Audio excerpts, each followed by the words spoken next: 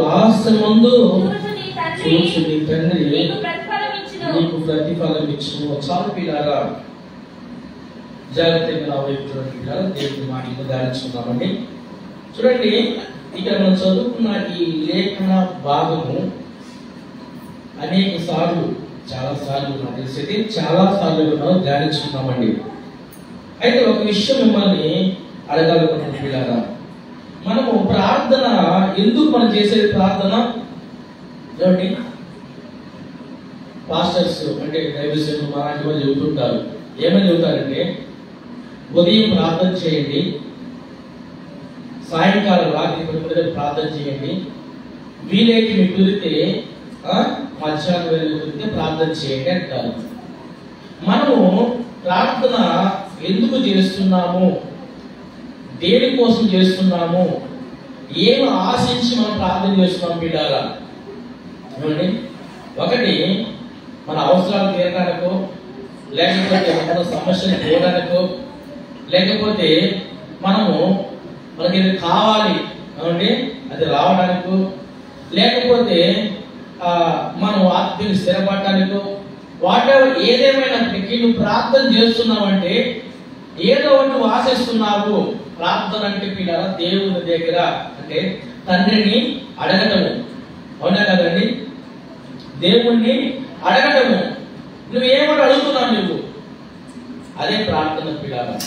ఒకటి ఆరోగ్యం బాగా అడుగుతున్నావు, లేకపోతే కుటుంబంలో సమస్యలు పోలని అడుగుతున్నావు, లేకపోతే మంచి ఉద్యోగం రావాలని అడుగుతున్నావు, లేకపోతే మంచి శాలరీ రావాలని అడుగుతున్నావు, లేకపోతే ఆదివారం సెలవు రావాలని అడుగుతున్నావు, లేకపోతే గర్భఫలం అడుగుతున్నావు. ఏదేమైనప్పటికీ నువ్వు ప్రార్థన చేస్తున్నావంటే, మోకరించి ప్రార్థన చేస్తున్నావంటే ఏదో ఒకటి ఉంటుంది పిల్లల. అవునా కదండి? అవునా కదా? అయితే ఇప్పుడు మనం చదువుకున్న ఈ లేఖన భాగంలో మనకి రెండు విషయాలు ఇక్కడ జ్ఞాపకం చేస్తున్నారు పిల్లల. ఒకటి, ప్రార్థన చేస్తే ఫలం పొందుకున్నారు, ప్రార్థన చేస్తే ప్రతిఫలము వస్తుంది. అర్థమైంది నా మాట మీకు? రెండు విషయాలు ఇక్కడ ఉంది. ఏమంటే అంటే ఆ మాటలు, ఒకటి మనం ప్రార్థన చేసినప్పుడే ఫలం పొందుకుంటామంట. అర్థమైందా? రెండవది, మనం చేసిన ప్రార్థనకి ఏదో ఒక రోజు ఫలం వస్తుంది. ఈ రెండు విషయాలన్నీ ఇమిడియట్ గా వచ్చేది ఒకటి, తర్వాత ఎప్పుడో వచ్చేది ఒకటి బిడ్డారా. ఇమిడియట్ గా వచ్చేదంటే ఏమిటంటే రాయడం మాట 5వ వచనంలో 6వ అధ్యాయం 5వ వచనం, మరియు మీరు ప్రార్థన చేయనప్పుడు వేషధారుల వలె ఉండవద్దు, మనుషులకు కనపడవలని సమాజ మందిరములోను వీధుల మూలలోను నిలిచి ప్రార్థన చేయడం వారికి ఇష్టము. చాలా దేవుడు కోరుకునేది ఏంటంటే ఒక పద్ధతి ఉంటుంది పిల్లారా.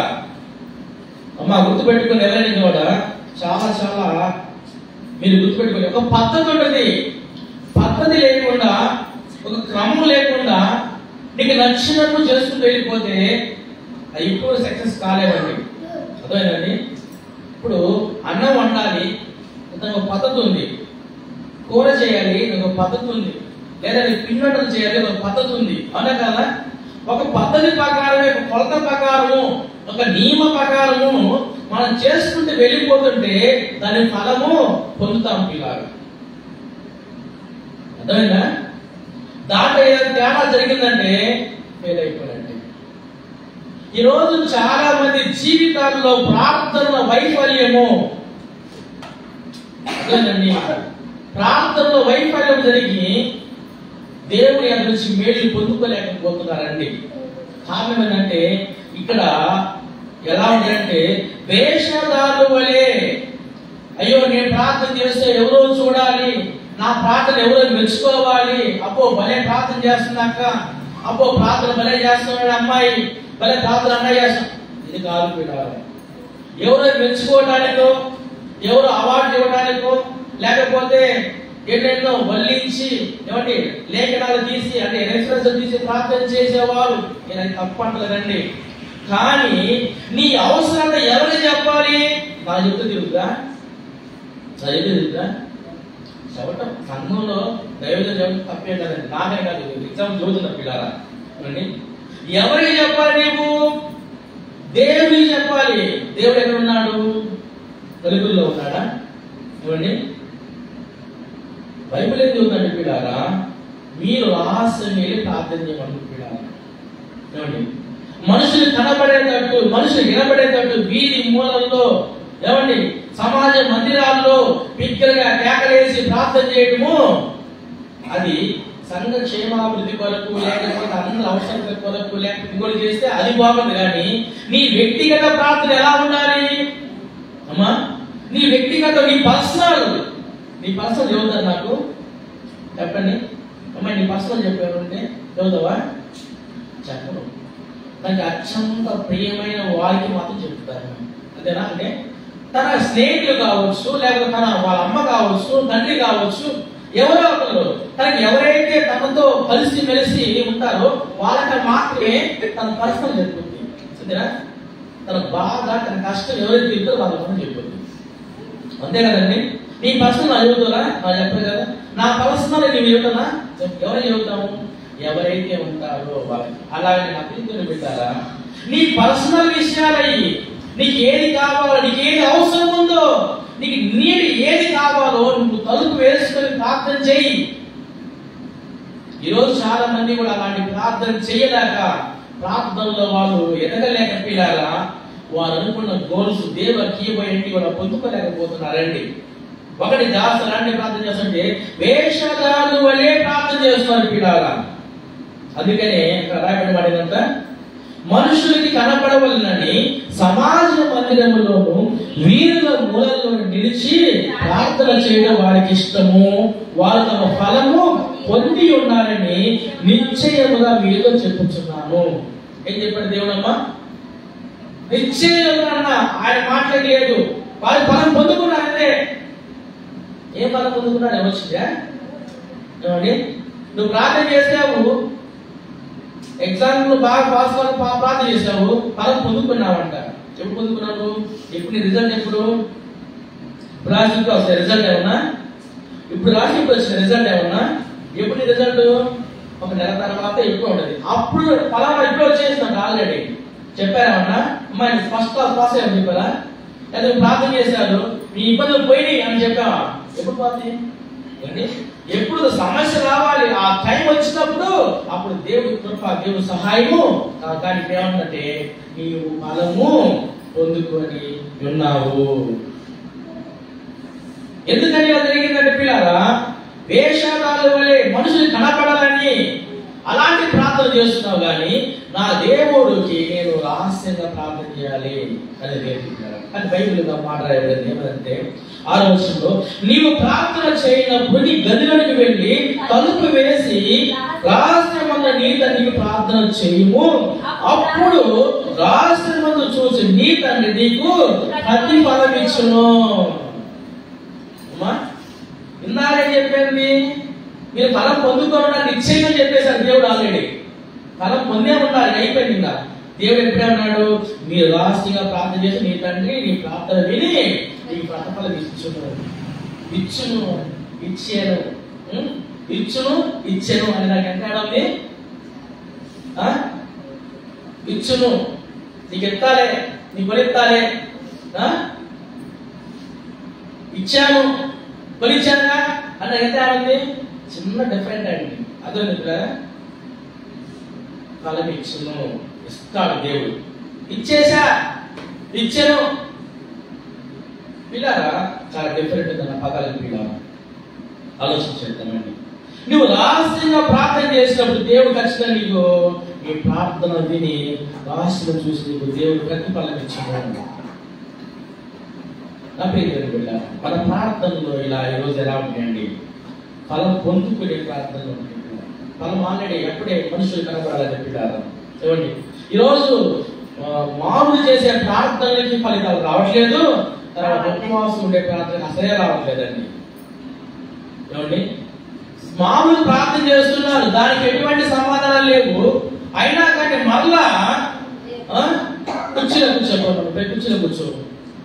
కూర్చోంటే బాగుంటుంది. అయితే మళ్ళా ఇక్కడ 16వ వచనం రాయబడింది. ఏమన్నాడంటే 16వ వచనంలో మీరు ఉపవాసము చేయనప్పుడు వేషధారుల వలె దుఃఖముకులై ఉండకుడి.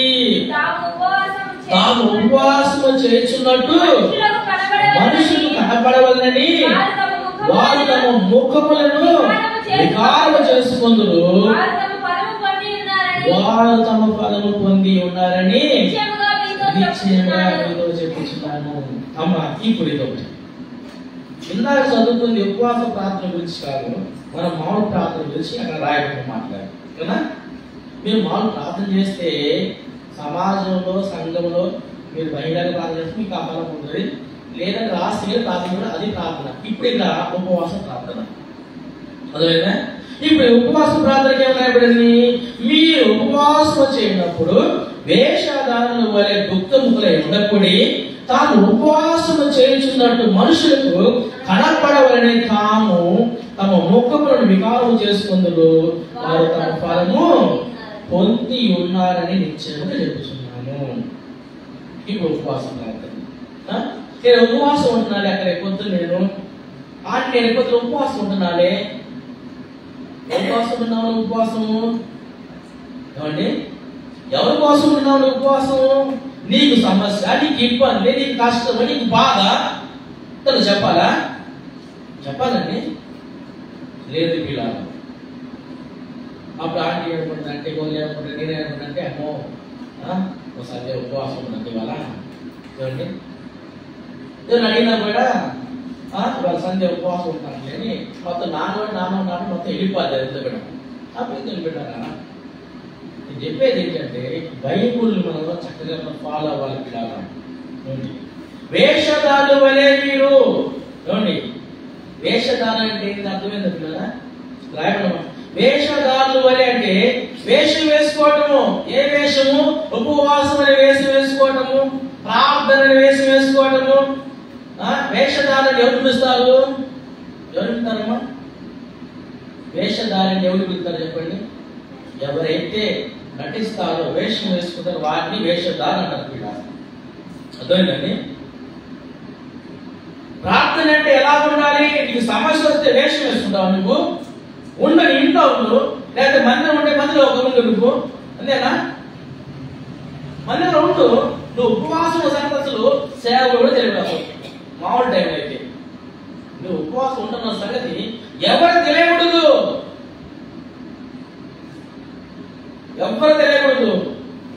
ఉపవాసం ఇంట్లో కూర్చో నువ్వు. అన్ని నీ పనులన్నీ ముగించుకో నువ్వు. నీ పనులు ఎప్పుడైపోతే కుటుంబంలో భర్త కానీ ఇంట్లో వాళ్ళకి కానీ ఏమేమి అందించాలో వంటలు అన్ని చేసి పక్కన పడేసేసి చక్కగా నీవు ఏమండి తల్లట్టు రాయబడి కింద మాట పిల్లారా చదువుకుందామండి. 15వ వచనం పిల్లారా. ఉపవాసము చేయుచున్నట్టు మనుషులు కనబడవలని కాక రహస్యమందున్న నీ తండ్రికి కనబడవలని నీ ఉపవాసము చేయనప్పుడు నీ తల అంటుకొని నీ ముఖము కడుక్కొనుము. అప్పుడు రహస్యమందు చూచుచున్న నీ తండ్రి నీకు ప్రతిఫలం ఇచ్చును. ఇందాక ఏం చదువుకున్నామా? ప్రతిఫలం పొంది ఉన్నారు. చదువుకున్నామా కదా? ప్రతిఫలము పొందుకొని ఉన్నారు. ఇప్పుడేమన్నా ప్రతిఫలము ఇచ్చును. ఇస్తాడు అమ్మా, ఇస్తాడు. ప్రార్థన చేసాగా, ఉపవాసం ఉన్నావా, నీవు తలంటుకున్నావు కదా, చక్కగా నీవు మొమ్మడుకున్నావు కదా, కూర్చొని ఇంట్లో కొంచెం ప్రార్థన చేసాగా, ఇస్తాడు. నీ ప్రతిఫలం ఇస్తాడు. ఆ టైంలో ఇస్తాడు. అదే నేను ఉపవాసం ఉంటున్నా లేక నేను ఉపవాసం ఉంటున్నా ఈ రోజు నువ్వు కూడా ఉంటావా నాతో పాటు నేను కూడా ఉంటానని తాంపా వేసుకొని ఉంటే ప్రతిఫలం పొంది ఉన్నారు. పెళ్లి కావాలా వచ్చింది, బలపం కావాలా వచ్చింది, పిల్లలైతే పెద్దలైతే ఏది కావాలో వచ్చింది, ఆల్రెడీ తీసుకున్నావు. నీవు చెప్తావు అందరికి. అప్పుడు తెలిపెట్టారు. ఆలోచన చేద్దామండి. ఫలము మనము పొంది ఉంటున్న వాళ్ళేడి దేవుడు ఇస్తానన్నాడు. ఎలా ఉన్నారంట? మీరు ఉపవాసం ఉన్నప్పుడు తలంటున్నారు శుభ్రంగా. నువ్వు నీరసంగా ఉన్న మొహం అప్పుడు రాస్తుందని నువ్వు ప్రార్థన చేస్తుండాలి. నీ ఒక టైం పెట్టుకుంటా, ఆ టైం దాకా ఎవరికి నువ్వు ఎవరు డిస్టర్బెన్స్ లేక చక్కగా నువ్వు ఉపవాసం ఉండాలి. అర్థమైందండి? ఈరోజు మన ఉపవాసాలు మన ప్రార్థనలు ఎలా ఉన్నట్టు పిల్లల బహిరంగంగా అయిపోతుంది. పిల్లల బహిరంగంగా అయిపోతే ఏమన్నాడు దేవుడు? పొంది ఉన్నారు. బహిరంగంగా రాసి అయితే ఇస్తాను, అదేనా? ఫలం ఇస్తాను నీకు. అదే పిల్లల ఎంత డిఫరెంట్ అండి. ఈ రెండు విషయాలు జ్ఞాపకం చేసుకుంటే పిల్లారా, ఈ రెండు విషయాలు మనము ఆలోచిస్తే పిల్లారా చాలా చిన్న పిల్లారా చేస్తున్నాం. 24 గంటలు కష్టపడుతున్నారు. ఎందుకు? ఉప్పుకి ఏదో సామెత ఉంది కదా, 24 గంటలు కష్టపడుతూనే ఉన్నావు కానీ ఎటువంటి ఫలితాలు లేవు. ప్రార్థన చేస్తూనే ఉన్నాం, వెళ్తూనే ఉన్నాం, ఫలితాలు లేవు. ఫలితం లేని ప్రయాస వ్యర్థం పిల్లారా. నువ్వు చదువుతున్నావు, అమ్మాయి చదువుతున్నారు, పిల్లలు చదువుతున్నారు, కష్టపడుతున్నారు, ఫలితం లేని ప్రయాస వ్యర్థం పిల్లారా. ఫలితం ఉండాలి. కష్టపడుతున్నావు నీవు, దానికి ఒక మార్గం ఉండాలి పిల్లారా.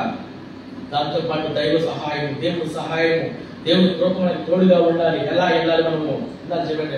ఒక ప్రాసెస్ ఉంది పిల్లారా, ఒక పద్ధతి ఉంది పిల్లారా. ఆ పద్ధతిలో వెళ్ళాలి.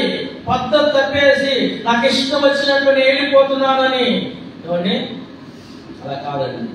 ఇది చాలా చాలా రాంగ్ పిల్లాలి. నీ అవసరము, నీ పర్సనల్ కొన్ని ఉన్నాయి, మనకు చెప్పలేని కొన్ని ఉంటాయి పిల్లాలి. నాకుండే నా హృదయం ఉన్నాయి, చెప్పుకోలేని బాధ్యతలు ఉన్నాయి. ఈ మాత్రం ఎవరు చెప్పినా తీర్చలేదు. ఎవరు కూడా ఎవరు చెప్పలేను, దేవుడికి మాత్రమే చెప్పాలి. కొన్ని సమస్యలు ఉన్నాయి, ప్రాబ్లమ్స్ వేరు, సమస్యలు బాధపడుతూ ఉన్నాయి. ఆ బాధ ఎవరు చెప్పాలంటే దేవుడికి మాత్రమే చెప్పుకోవాలి. అదేనండి. అలాగనే నీ పర్సనల్స్, నీ ఇబ్బందులు, నీ సమస్యలు అన్ని కూడా ఏం చేయాలంటే దేవుడికి మాత్రమే చెప్పాలండి. అదేనండి, దేవుడికి చెప్పాలి. బైబిల్లో చాలా మంది ఉన్నారండి ప్రార్థన చేసే ఫలాలు పొందారు పిల్లలా. కొంతమంది ప్రార్థన చేస్తుంటే ఫలాలు చూపిస్తుందండి. సమయం అయిపోతుంది కాబట్టి త్వరగా చూపిస్తుందండి. 2వ సమయ గ్రంథం తెలిసినట్టు పిల్లారా, 2వ సమయ గ్రంథం తెరవండి. అక్కడ మనకి దావీదు ప్రార్థన చేస్తున్నట్టు మనకి కనబడతాడు పిల్లారా. 2వ సమయ గ్రంథము 12వ అధ్యాయం మనకు తెలిసినట్లయితే పిల్లారా, అందరూ తెరవండి. 2వ సమయ గ్రంథము 12వ అధ్యాయం పిల్లారా, 17వ వచనం చదువుతున్నాం పిల్లారా. చేస్తారా? 2వ సమయ గ్రంథము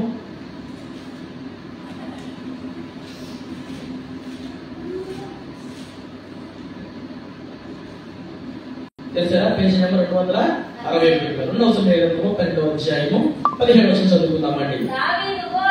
దావీదు ఉపవాసం ఉండి లోపలికి పోయి రాత్రి అంతయు నేలపడి ఉండి బిడ్డ కొరకు దేవుని బతిమాలగా ఇంటిలో ఎన్నిక అయిన వారు లేచి అతని నేల నుండి లేవనెత్తుటకు వచ్చింది కానీ అతను సమ్మతింపగా వారితో కూడా భోజనము చేయక ఉండెను. పిల్లలు ఇక్కడ మనకి దావీదు భక్తులు కనబడుతున్నారు పిల్లరా. ఈయన రాత్రి అంతా కూడా అంటే రాబిడ్డ మాట చదువుగా దావీదు ఉపవాసం ఉండి లోపలికి పోయి బయట లోపలికి పోయి రాత్రి అంతయు నేల పడి ఉండి బిడ్డలకు దేవుని బతిమాలగా ఇంటిలో ఎన్నికైన వారు లేచి అతని నేల నుండి లేవనెత్తుటకు వచ్చింది కానీ అది సంపత్తిగా వారితో కూడా భోజనం చేయక ఉండేను. పిల్లారా, దావీదు ప్రార్థన చేస్తున్నాడు పిల్లారా. ఏమండి, ఉపవాసం ఉండి ప్రార్థన చేస్తున్నాడు పిల్లారా, కానీ ఫలము పొందలేదండి. అదేనండి, ఫలము పొందలేదు పిల్లారా. కారణం ఏంటి? చూడండి, కారణం ఏంటి? ఇందాకలా ఒకటి మనం చదువుకున్నాము. ఫలం పొందకపోవడే కారణం ఏంటి? వేషధారులు వలె మనుషులు కనపడాలని ఉపవాసం ఉండి ప్రార్థన చేస్తారు, వారికి ఫలం లేదు, ఫలం పొందుకోలేదు. ఇప్పుడు దావీదు ఎందుకు పొందుకోలేదు ఫలము? ఏమండి, దావీదు ఉపవాస ప్రార్థన ఎందుకు సమాధానం రాలేదు? ఎందుకంటే ఏమండి, దావీదు ఫార్ములా తప్పాడు పిల్లారా. అర్థమైందండి? దావీదు ఏమండి దేవుని యొద్దకు వచ్చినప్పుడు గుర్తుపెట్టుకుని పిల్లారా, మొట్టమొదటిగా నువ్వు దేవుని అడిగేటప్పుడు అమ్మా ఎవరైనా కూడా దేవుని అడిగేటప్పుడు దేవుని గురించి పొందుకోవాలంటే దేవునికి నీవేం చేశావు, నువ్వేం సమర్పించుకున్నావు, నువ్వేం విడిచిపెట్టేశావు, అది కూడా అవసరం అండి. అర్థమైంది పిల్లారా? అది కూడా అవసరం అండి.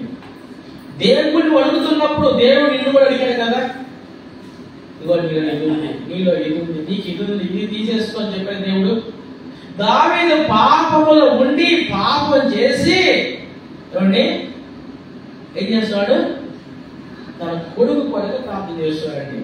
ఒప్పుకున్నాడు దావీదు ఏమన్నా పిల్లరా? దావీదు తన పాపమును ఒప్పుకోవాలి, విడిచిపెట్టేశారు పిల్లారా. అదేనండి దావీదు దేవుడు ఎంతగా దుఃఖపరిచాడండి. అదేనండి చాలా చాలా దుఃఖపరిచాడు పిల్లారా. అవును దావీదు చేయకూడదు అసలు అది, ఆయన చేశాడు పిల్లారా. ఏమండి తప్పు జరిగినప్పుడు దానికి పనిష్మెంట్ ఉంటుంది కదా, అదే పనిష్మెంట్ ఏమండి దావీదు పొందుతున్నాడు పిల్లారా. అర్థమైందండి? ఈరోజు నా దేవుని పిల్లారా, మనము దేవుడి చేతులు ఏర్పాటు చేయబడ్డ వారు పిల్లారా. నీవైనా నేనైనా అందరం కూడా ఏర్పాటు చేయబడిన జనాంగంలో ఉన్న మనము తప్పు జరగకూడదండి. అర్థమైందండి? తప్పు జరిగింది సరి చేసుకోవాలి. అది కొత్తలో అయితే బాగుంది, రాను పాత పడే కొద్దు పాతకెంత కొత్తకెంత పాత మాట్లాడినప్పుడు ఆ సామెత మన జీవితంలో జరగకూడదండి. ఏమండి నువ్వు సీనియర్ అయ్యే కొద్దీ దేవుడు ఎదిగే కొద్దీ నువ్వు ఎలా ఉండాలంటే నలుగురికి మాదిరికరంగా ఉండాలి, నలుగురికి నువ్వు సహాయకురాలుగా ప్రార్థనాపరులుగా నువ్వు ఉండాలి తప్పగా నువ్వు మనము దేవుడికి అవిధేయులుగా ఉన్నట్లయితే అప్పుడు దేవుడు పెట్టాలి ఎలాంటి సమస్యలు వస్తాయి. ఇక్కడ దావీదు ప్రార్థన చేశాడు, ఉపవాసుని ప్రార్థన చేశాడని ఫలం పొందుకున్నాడా? లేదండి. కింద మనం చదువుకుంటే దావీదు తన కుమారుడు చనిపోయేటువంటి చూస్తాం పిల్లలు. అర్థమైందండి? కింద మనం చదువుకున్నట్లయితే ఆ 19వ వచనంలో రాయబడిన మాట పిల్లారా, అప్పుడు బిడ్డ చనిపోయినని మనము అతనితో చెప్పిన ఎడలా తనకు తాను హాని చేసుకున్నాము అనుకుని దావీదు సేవకుడు బిడ్డ చనిపోయిన సంగతి అతనికి చెప్ప వెరచింది. అయితే దావీదు తన సేవకులు గుసగుసలాడు చూసి బిడ్డ చనిపోయిన సంగతి గ్రహించి బిడ్డ చనిపోయినా అని తన సేవకుని అడగగా వారు చనిపోయినది. అప్పుడు దావీదు నేల నుండి లేచి స్నానం చేసి తైలం పోసుకొని వేరు వస్త్రం ధరించి యెహోవా మందిరంలో ప్రవేశించి మొక్కి తన ఇంటికి తిరిగి వచ్చి భోజనం తెమ్మనగా వారు వడ్డించిరి. నేను పెట్టాలా ఏమండి? ప్రార్థనకి ఫలం లేదు. బైబుల్లో చాలా మంది ప్రార్థన చేశారండి, కానీ వాళ్ళకి ప్రార్థనకి సమాధానం వచ్చింది పిల్లారా. చూడండి ఒకసారి యెజ్రాగ్రంథం మీకు తెలిసినట్లయితే పిల్లారా, యెజ్రాగ్రంథం మీకు తెర పక్కనే ఉండదండి. యెజ్రాగ్రంథం మీకు తెలిసినట్లయితే అక్కడ ఒక మాట రాయబడింది పిల్లారా. ఏమని రాయబడిందంటే యెజ్రాగ్రంథము ఏమండి 8వ అధ్యాయం పిల్లారా 23వ వచనం చదువుకుందామండి. పేజీ నెంబరు 200 పిల్లారా 98 398 పిల్లారా 398 అండి. యెజ్రాగ్రంథము 8వ అధ్యాయము 23వ వచనం పిల్లారా ఏమంటారు?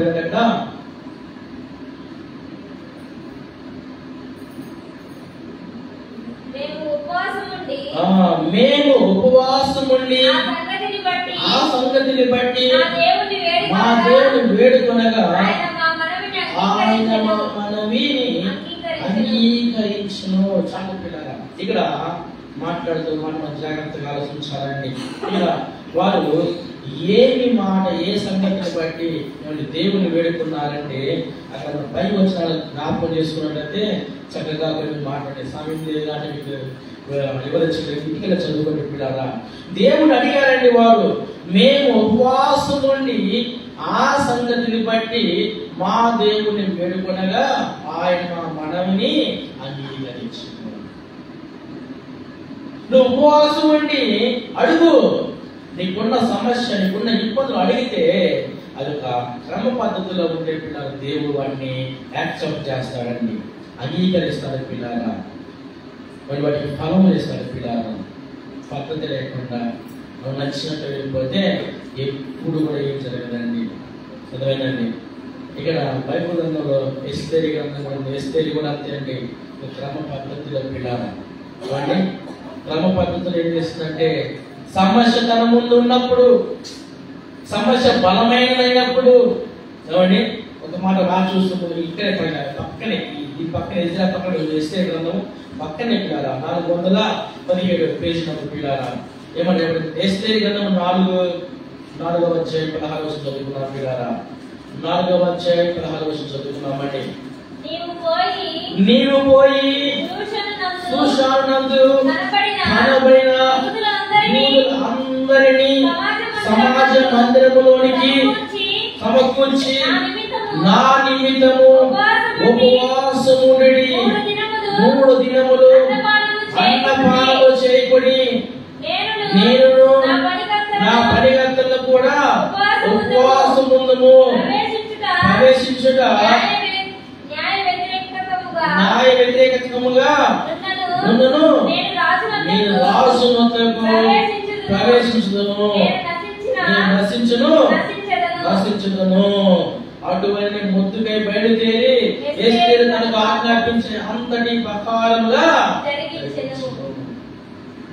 పెద్ద సమస్య పిల్లరా. ఎస్తేరు రాణికి తన ముందున్న సమస్య పెద్ద సమస్య అండి. ఏంటంటే తన వారు, తన జాతి వారు ఏమండి యూదులందరూ కూడా అదేనండి మనుల కాదు, పక్కూరు ఆ పక్కూరు ఆ పక్కూరు ఆ పక్కూరు ఆ రాజు గారికి ఉన్న సమస్యలు ఎన్నైతే ఉన్నాయో అందరికి లేఖ రాశాడు. ఇదిగో పలానా రోజు పలానా డేటు జనవరి మాసం 25వ తారీఖు 29వ తారీఖు మొత్తం 23వ తారీఖు మొత్తం అందరూ కూడా చంపివేయండి, అందరూ చంపేయండి ఒక ఆజ్ఞ వచ్చింది పిల్లల. రాజు గారి ఒకరు ముద్ర వేసి జారీ అయిపోయింది పిల్లల. ఈ సంగతి పాపం రాణి గారికి తెలిసిపోయిందండి, ఎస్తేరుకి తెలిసిపోయింది పిల్లల. ఇంకా రాజు గారు ఒకసారి ముద్ర వేసి దాన్ని ఇంటికి తీసుకోవడము ఎవరి వల్ల కూడా కాదు పిల్లల, ఆయన కూడా కాదండి. ఏం చేయాలి అర్థం కావట్లేదు. అంత పెద్ద సమస్య తన ముందున్నప్పుడు ఏం చేస్తుంటే మొద్దుకై పిలిచిందండి. మొద్దుకై పిలిచి ఏం చెప్తుంది? నీవు పోయి సూషానునందు కనబడిన యూదులందరినీ సమాజ మందిరమునకు సమకూర్చి, సమాజ మందిరానికి అందరి రమ్మను, అందరిని చెబుతున్నాను 3 దినములు ఉపవాసం ఉండండి. నేను నా పనిగత్తలు. ఎందుకు పనిగత్తలు మాట్లాడినారా ఏమండి? ఎందుకు పనిగత్తలు మాట్లాడింది? పనిగత్తలతో చెప్పాలంటే ఉపవాసం ఉండి వారు ఏం చేస్తారు అంటే రాజుగారి సమాచారము అందిస్తాం. రాణి గారు అన్నం తింటలేదండి రోజు నుంచి. అర్థమైందండి? బయట ఎవరు తెలియదు. తన పనిగత్తలు అంటే తనతో పాటు తను కూర్చున్నప్పుడు తర్వాత తన వస్త్రాలు తనతో పాటు ఉన్న వెంటనే వాళ్ళకి మాత్రం చెప్పిందండి. అదేనండి బయట అంతా చెప్పలేదు. తనతో ఉన్న వాళ్ళందరూ ఇదిగో 3 రోజులు మాత్రము ఏ పలహార తీసుకురాబాకండి, ఏ ఆహారం తీసుకురాబాకండి, నాతో కూడా తినబాకండి. ఎందుకు రాడంటే రాణి తిన్నవాళ్ళు నేను తిన్నారా? అంత లేదండి. వాళ్ళు తినలేదంటే ఇల్లు నెలకొంటాం. ఎందుకని 3 రోజులు ఉపవాసం ఉంది పిల్లలు. 3 రోజులు ఉపవాసం ఉండి ఆ పని సక్సెస్ అయింది అమ్మంటుంది. ఇది వెళ్ళటానికి ఏంటంటే రాయబడమంటే రాజు రాయబడమాట పిల్లరా ప్రవేశించుట న్యాయ వ్యతిరేకముగా ఉన్నను, నేను రాజు ప్రవేశించున్నాను అంటే అర్థం పిల్లరా. రాజు సభ జరుగుతున్నప్పుడు అండి రాజు తిరిగి వెళ్ళకూడదు, ఎవరు కూడా ఆడవాళ్ళు వెళ్ళకూడదు. అది న్యాయ విరుద్ధం పిల్లలు, వ్యతిరేకం అయినా కానీ ధైర్యం చేసి వెళ్తానే అయిపోయిన చచ్చిపోయినా కానీ ఇబ్బంది లేదని 3 రోజులు ఉపవాసం ఉండి రాజు దగ్గరికి వెళ్ళిపోయిందండి. రాజు దగ్గరికి వెళ్ళిపోయి రాజు ఏం చేశాడు? చంపేయండి అంటే రాణి లేదు వదలేదని అని రాజు మాట ఆగండి అని రాజు గారు తన ఏం దయ పుట్టించాడు దేవుడి పిల్లలు. ఉపవాస ప్రార్థన శక్తి అంటే చెప్పారు. ఒక క్రమము, ఒక పద్ధతి ఉంది పిల్లారా. ఆ పద్ధతి ప్రకారం వెళ్ళాలి. ఇప్పుడు ఎస్తేర్ దాని ఫలం పొందింది కదా. వెంటనే విన్నాడు రాజు గారు. ఇంకా వెంటనే రాజుగారు చెప్పారండి, ఇలా అన్యాయం జరిగింది, మామూలు ఇలా జరిగింది అని మొత్తం చెప్పి ఎస్తేర్ మొత్తం చెప్తే, అయ్యే తీసుకురా శుభ్రదేశాన్ని తీసుకొచ్చారు. చూస్తారు, అయ్యో ఇంత అన్యాయం జరిగింది ఆయనని. అప్పుడు దానికి పరిష్కారం దొరికింది పిల్లారా. అర్థమైందండి. అయితే వీళ్ళు ఏం చేశారంటే అక్కడే ఈ పక్కనే 9వ అధ్యాయం చివరి మాట చదువుకుందామండి. 9వ అధ్యాయం 30వ వచనంలో ఒక మాట పిల్లారా, చక్కటి మాట పిల్లారా. ఆ రోజు ఎస్తేర్ చేసిన పనికి వారు అలా యూదులు మొత్తం ఏం చేశారంటే 30వ వచనం అండి, పక్కనే ఉండండి. 9వ అధ్యాయం ఎస్తేర్ 9వ అధ్యాయము 30వ వచనం పిల్లారా.